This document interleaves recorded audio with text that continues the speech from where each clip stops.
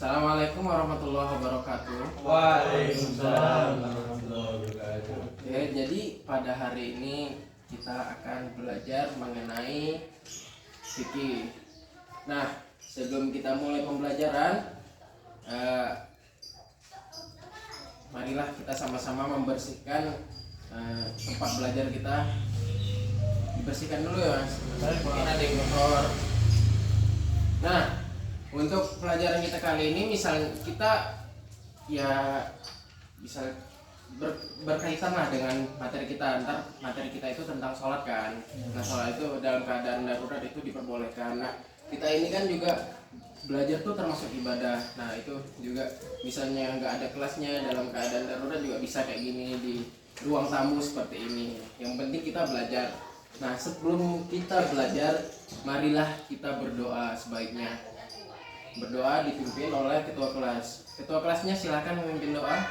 Ayo teman-teman, mari kita berdoa. Bismillahirrahmanirrahim. Raditu billahi rabban wa bil islami dina wa bi Muhammadin nabiyyan wa rasulan. Rabbi zidni ilma warzuqni fahma. Amin. Nah, udah siap belajar semuanya? Sudah. Alhamdulillah. Nah, udah ini kan di kertas, udah di itu tunjukin semua yang udah ada kertas. Oke, terima kasih sudah menyiapkan kertas. Jadi tujuan pembelajaran kita hari ini yaitu kita membahas tentang keadaan sholat dengan keadaan darurat atau keadaan tertentu, sehingga kewajiban ibadah kita itu tetap dijalankan dengan istiqomah pada kondisi apapun dan dimanapun. Nah, sebelum masuk ke pelajarannya, saya mau nanya nih, ada beberapa pertanyaan. Kalau bisa menjawab angkat tangan dan dijawab ya. Pertanyaan pertama, ada yang tahu nggak apa yang dimaksud sholat dengan keadaan tertentu? Yang tahu boleh angkat tangan. Saya tahu, Pak. Apa Mas Farhan? Maksudnya apabila kita berhalangan untuk sholat, contohnya sakit, akan tapi kita tidak menggugurkan kewajiban sholat. Jadi sebisa mungkin kita melaksanakan sholat dengan cara yang telah diatur di syariat. Oke, bagus Mas Farhan. Terus pertanyaan kedua, yaitu siapa yang tahu bagaimana cara sholat dengan keadaan sakit? Sakitnya itu nggak bisa bangunnya, cuma bisa baring. Ada yang tahu nggak? Saya Pak. Jika Jika memang orang sakit itu nggak bisa ngapa-ngapain, bisa dengan isyarat Pak. Kedipan mata. Oh gitu. Iya. Ya, kayaknya udah pinter-pinter semua ya. Jadi kita belajar apa enggak ini? Tetap belajar, Tetap Pak. belajar. Oke, semangat belajar sudah bagus ya, motivasinya dari rumah berarti tadi ya. Iya, Iya, Pak. dari rumah. Apa, Pak? Oke. Kita lanjut ke kegiatan pembelajaran. Jadi pertemuan kali ini kalian akan nonton video tentang sholat dalam keadaan darurat. Nah, silakan disimak baik-baik ya. Ntar akan ada beberapa soal yang kalian buat sendiri di kertas kalian masing-masing. Terus kalian acak gitu. Jadi misalnya soal Mas Iqmal akan dijawab oleh Mas Labib, soal Mas Labib akan dijawab oleh Mas Farhan, seperti itu. Jadi kalian perhatiin ya. Baik, Pak. Oke. Apakah kelihatan jelas? Kelihatan Pak. Kelihatan, Pak.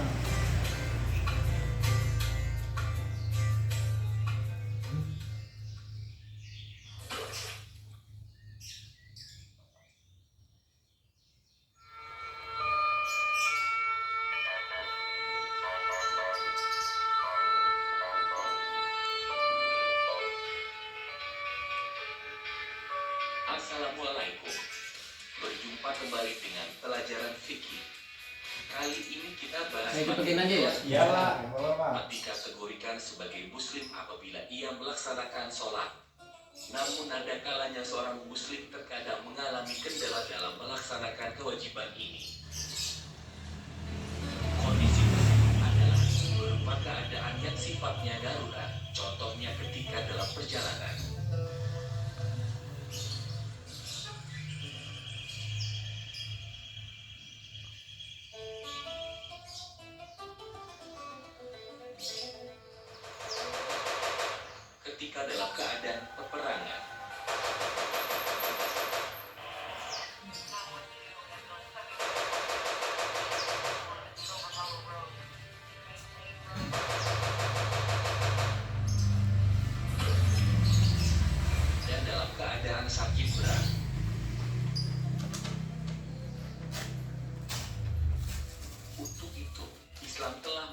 merasakan rukhsah atau keringanan dalam mengerjakan sholat sesuai dengan kemampuan maksimal umatnya. لا يكلف الله نفسا إلا وسعها. Allah tidak membebani seseorang melainkan sesuai dengan kemampuannya. Quran Surah Al-Baqarah 286. Nabi bersabda, sholat bagi orang yang sakit adalah berdiri jika mampu. Jika tidak mampu maka sholatlah sambil duduk. Jika ia tidak kuat sujud, maka isyaratkan dengan kepalanya. Tetapi hendaknya sujudnya lebih rendah dari rukunya. Kalau ia tidak mampu sholat sambil duduk, sholatlah sambil terbaring ke sebelah kanan, menghadap kiblat. Jika tidak mampu sholat sambil berbaring ke sebelah kanan, sholatlah sambil terlentang, dan kedua kakinya mengarah ke kiblat. Hadis riwayat Daruqutni. Dari pemaparan hadis tersebut, dapat kita rincikan menjadi 4 hal sebagai berikut. 1. Cara sholat sambil duduk. Posisi duduk seperti duduk iftirosh atau duduk tasyahud awal, niat, takbir, bacaan iftitah, fatihah, dan bacaan Quran caranya sama dengan bacaan saat sholat seperti biasa. Ruku dilakukan dengan cara membungkukkan badan serta wajah kurang lebih setara dengan tempat sujud atau semampunya. I'tidal dan bacaan yang tetap dilakukan dalam posisi duduk. Sujud dilakukan 2 kali. Dan tasyahud akhir serta bacaan salam sama seperti biasa.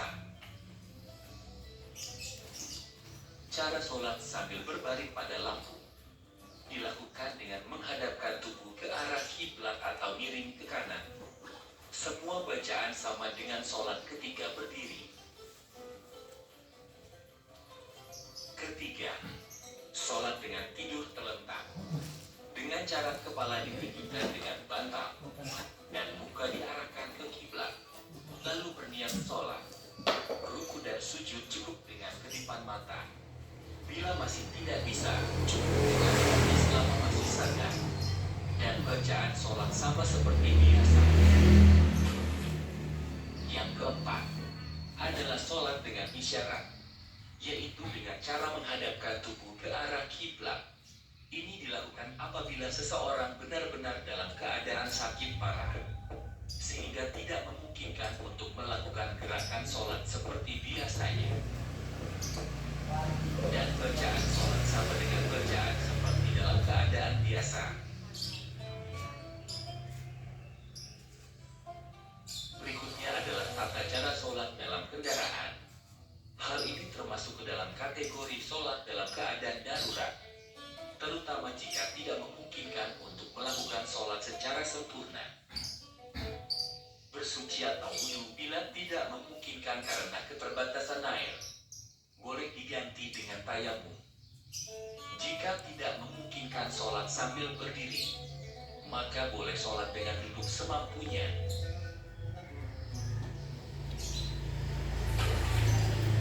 Nabi bersabda,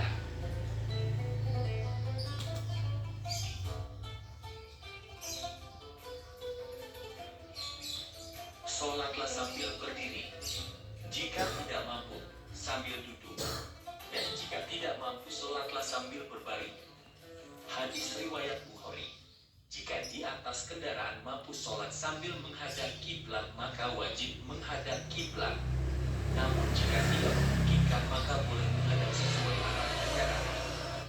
فاتقوا الله ما استطعتم واسمعوا وأطيعوا وأنفقوا خيرا لأنفسكم ومن يوق شح نفسه فأولئك هم المفلحون.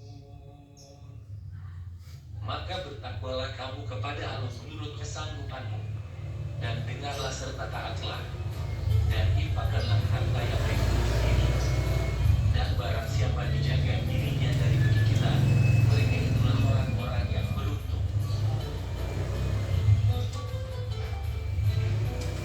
Untuk sholat wajib dalam kendaraan, takbir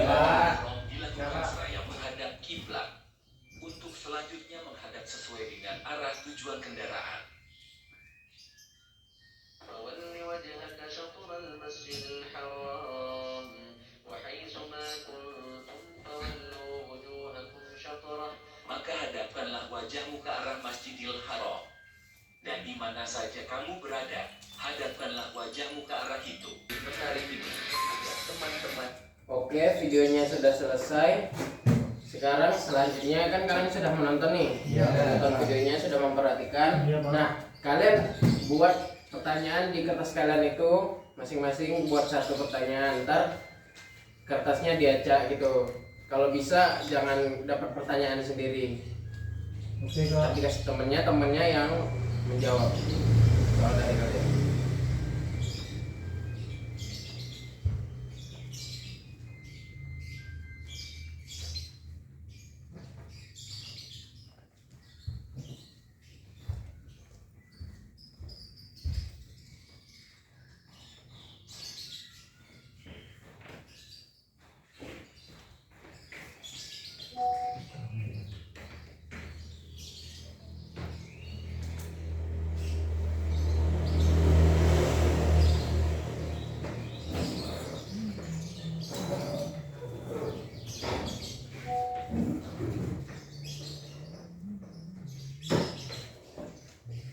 Sudah? Ya. Oke, silakan ditukar jawabannya dengan temannya.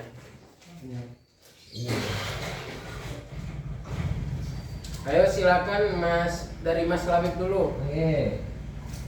Soalnya bagaimana cara sholat dalam pesawat?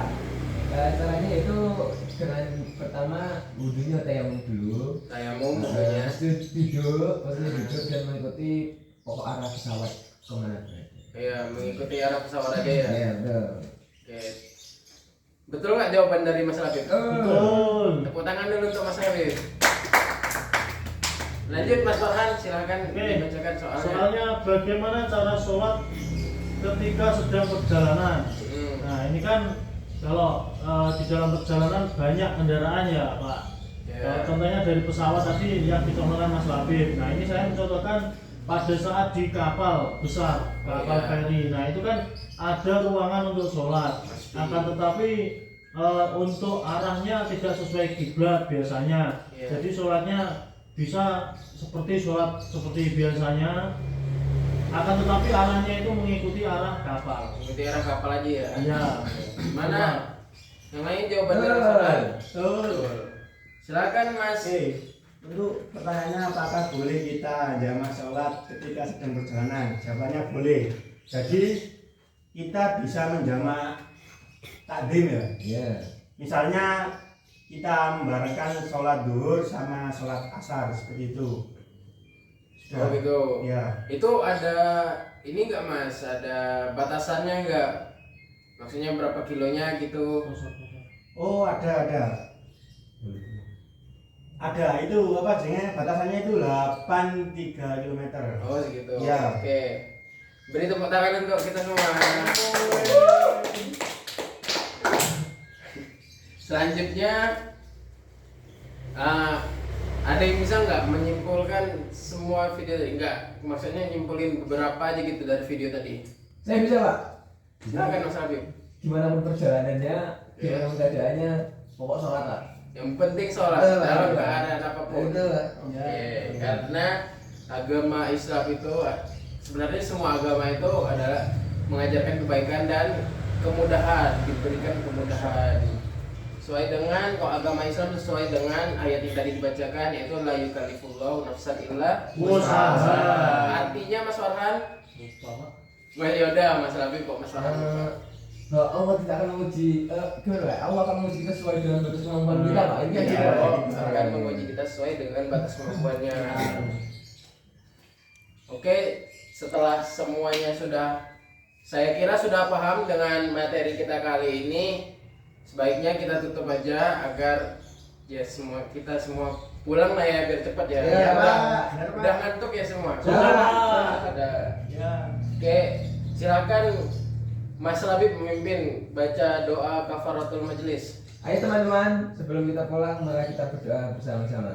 Bismillahirrahmanirrahim. Subhanakallahumma wa bihamdika asyhadu an la ilaha illa anta astaghfiruka wa atubu ilaik. Amin. Silakan semuanya yang mau pulang-pulang, yang masih mau di kelas ya nggak apa-apa di kelas. Segitu saja mungkin yang dapat saya sampaikan, kurang lebihnya mohon maaf. Assalamualaikum warahmatullahi wabarakatuh. Waalaikumsalam warahmatullahi